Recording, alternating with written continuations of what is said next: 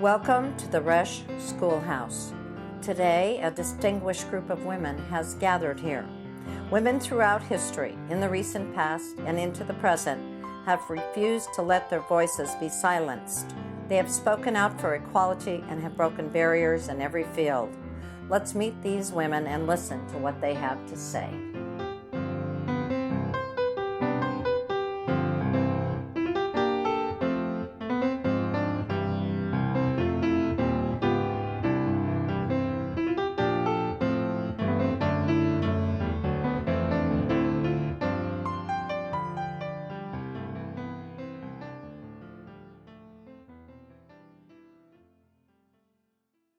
Harriet Tubman, you guided many slaves to freedom through the Underground Railroad. Some people from your time say that you had seizures that enabled you to see visions of the future. Did you ever foresee that in 2021, many Americans would want to honor your courage by putting your picture on the U.S. $20 bill? Ain't no $20 bill gonna make no kind of difference to me. God didn't put value in money. God put value in human beings, all the same, black and white, men and women. Men in power have always underestimated the value of women. I went into the South and brought enslaved people, men, women, and babies to freedom, and the slave owners were sounding the alarm. A radical abolitionist, maybe even that wide-eyed John Brown, or a whole network of Northern sympathizers were spiriting their slaves away. They never suspected it was just a little bitty 5-foot ex-slave woman leading folks to freedom. All the time, God watched over me when I had my spells. All those times I went down south, I was never caught. And when I was nursing soldiers with dysentery and smallpox during the war, I never took sick.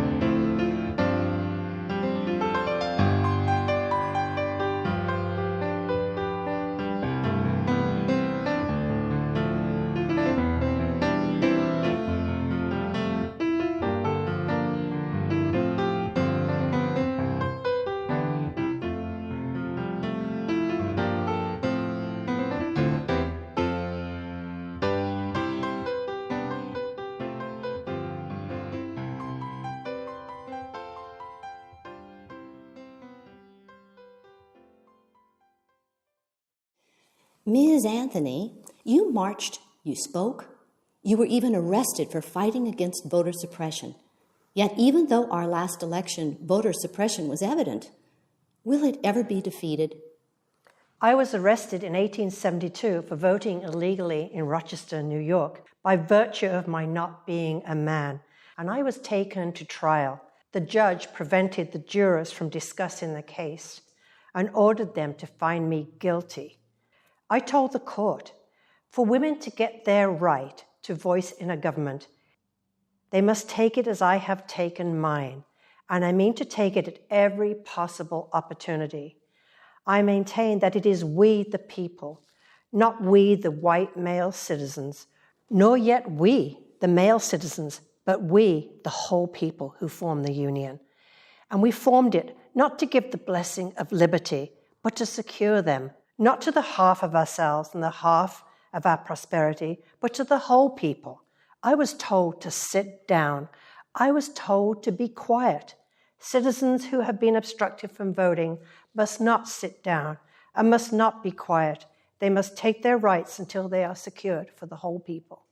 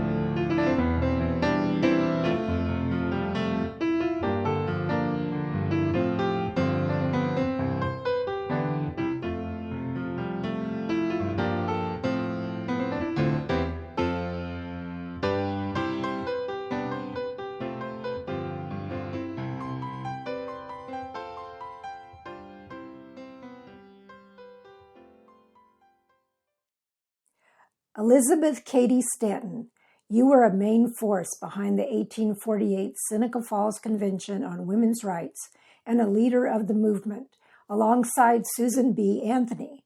What does your 50-year friendship with Susan say about cooperation among women? We made a good team.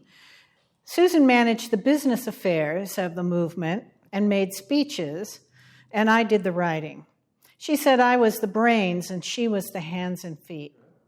Together we published the women's newspaper, The Revolution, and formed the American Equal Rights Association and later the National Women's Suffrage Association. We were both abolitionists, but there were divisions between us and others fighting for equality. But we were opposed to the 14th and 15th Amendments that granted that right only to men. Where no individual in a community is denied his rights, the mass are the more perfectly protected in theirs. For whenever any class is subject to injustice, it shows that the spirit of tyranny is at work, and no one can tell where or how or when infection will occur.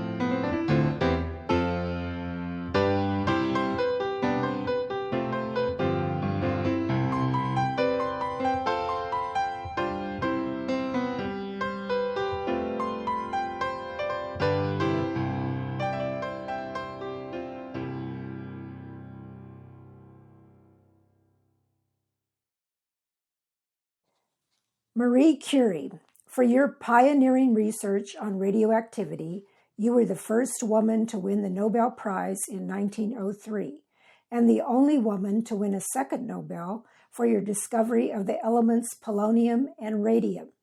How was it that you, a woman, received a Nobel Prize? I will tell you the truth. I was a scientist. I believed in what I was doing. I had a supportive spouse who joined me in the research, and I knew that the power of what I was doing was more important than any role I would have done elsewhere. I felt entitled and enthralled by this opportunity to find the discovery of radium, upon which everybody in this world has relied for X-rays. I'm sorry I became sick, because I wanted to do more. I hope that the world understands I was doing it for the right reason.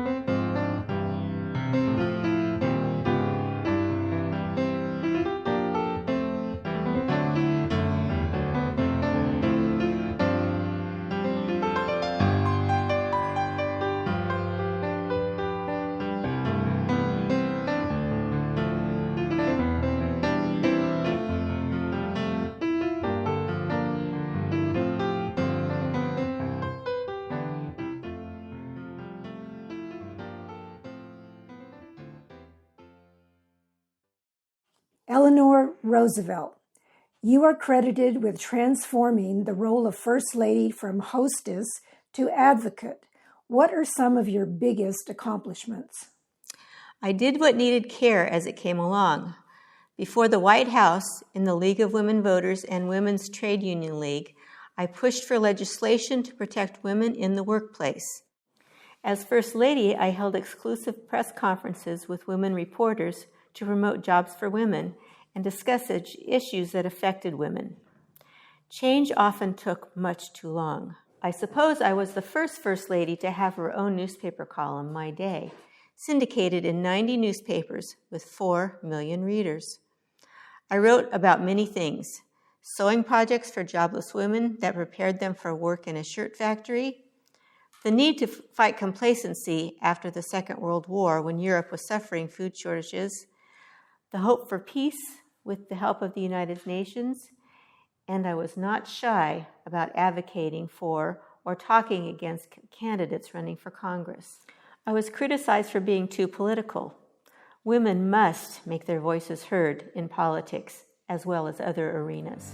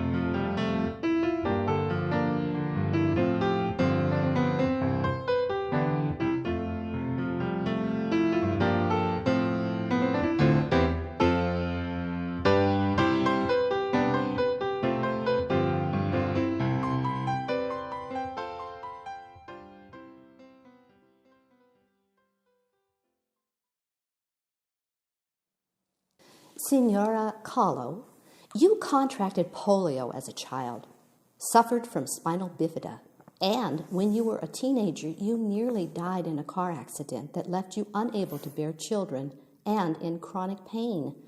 How were you able to endure these physical disabilities and create your art? Sufrí, a veces me desesperé, es verdad, pero no viví como víctima. Mi dolor no me definió. Mientras estuve postrada en cama por meses, mi pintura se convirtió en mi pasión. Como artista, desafié la idea tradicional de la belleza femenina. Mi arte describe el tema compartido por la mujer del que no se hablaría en un discurso público. El aborto espontáneo, parto y lactancia. Me expresé como una mujer cruda y honesta. Hice lo que otras mujeres en mis tiempos no hicieron. Hablé en contra del capitalismo, fumaba, boxeaba y usaba pantalones. De mi cara me gustaban mis cejas y mis ojos, y no suavizaría mis rasgos para ser aprobada por los hombres. Tuve hombres y mujeres como amantes. Sabía que yo era extraña, pero pensé que debería de haber alguien como yo que se sintiese extraño e imperfecto, de la misma manera que yo, y me la imaginaba pensando también en mí.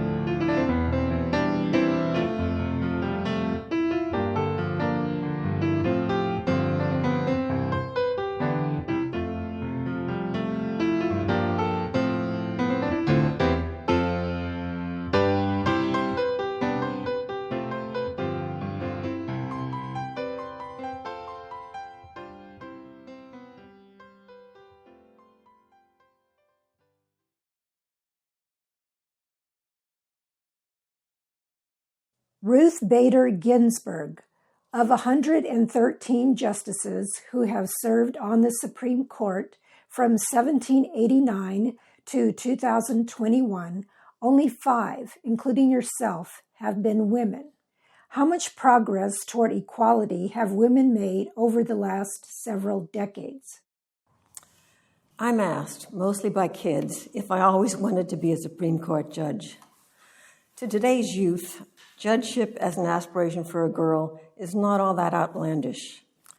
Contrast the fall of 1956 when I entered law school. Women accounted for less than 3% of the legal profession in the United States, and only one woman had ever served on a federal appellate court. Today, about half the nation's law students and more than 1/3 of all federal judges are women, including 3 of the justices seated on the United States Supreme Court bench. Women hold more than 30% of law school deanships in the United States and serve as general counsel to 24% of Fortune 500 companies. In my long life, I have seen great changes. The movement will continue. Women belong in all places where decisions are being made. It shouldn't be that women are the exception.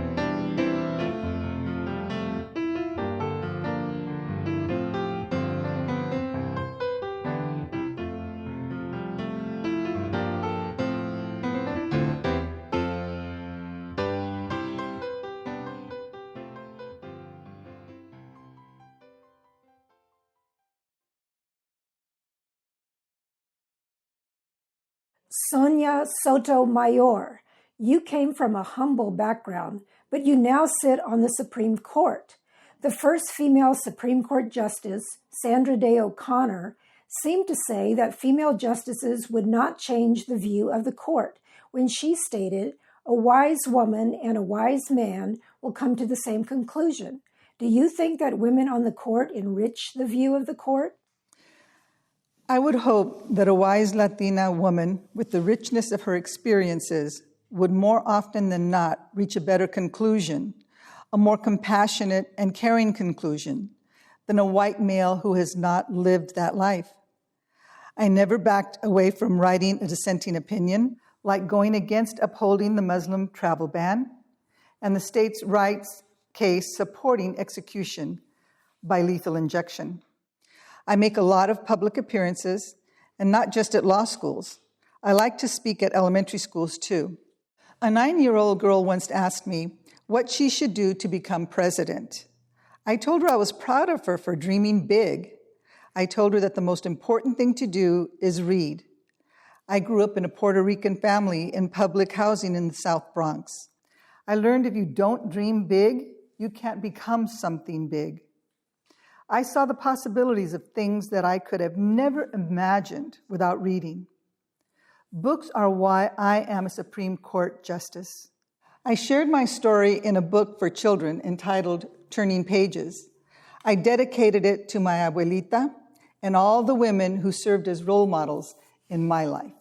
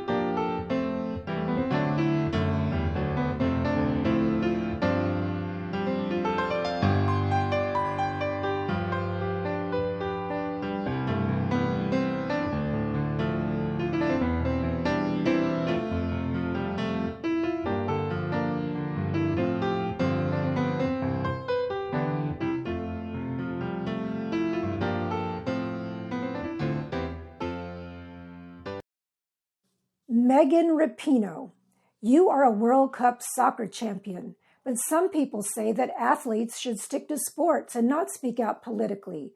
What do you say to that?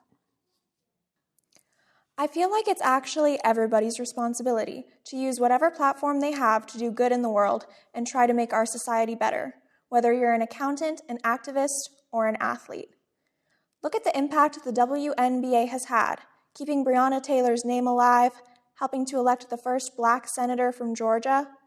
Women's soccer filed the pay equity suit in 2019 against the U.S. Soccer Federation. The U.S. women's soccer team has won 4 World Cup tournaments. The men's team has never won the World Cup. Yet when it comes to pay, the women's team is less valued.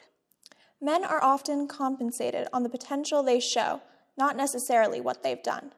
Women are paid on what they've actually done, which normally, I would say, we outperform our contract. Our suit was dismissed, but we will never stop fighting for equality. You can't defeat someone who will not give up.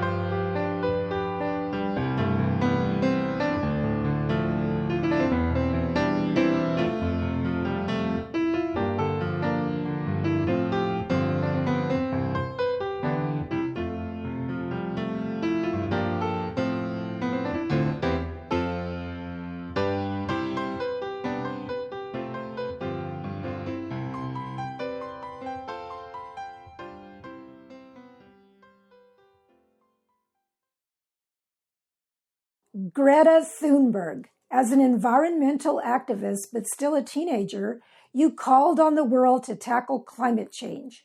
You have been dismissed by some, many of them powerful men, as a mentally ill or hysterical child.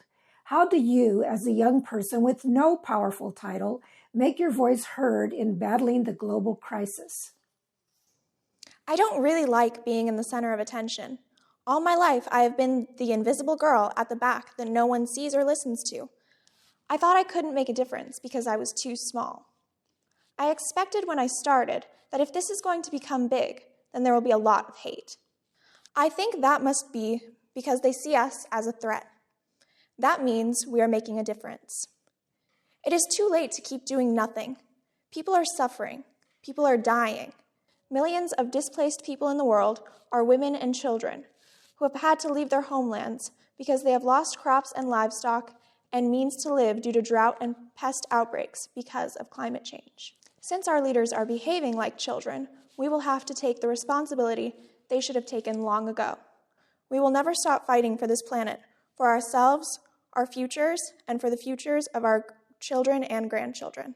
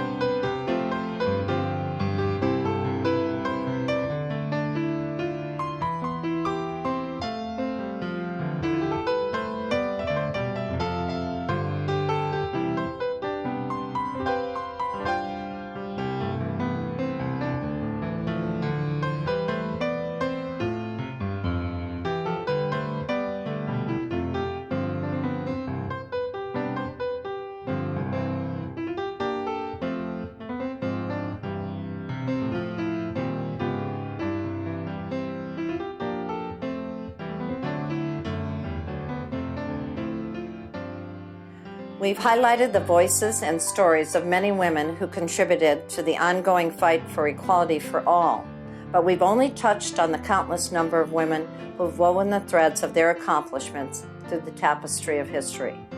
We encourage you, through libraries, bookstores, educational institutions, and museums, to pick an era or a field or an interest and learn more about the influence of women. We invite you to research the women in your own families to discover their stories, small and great, but all important.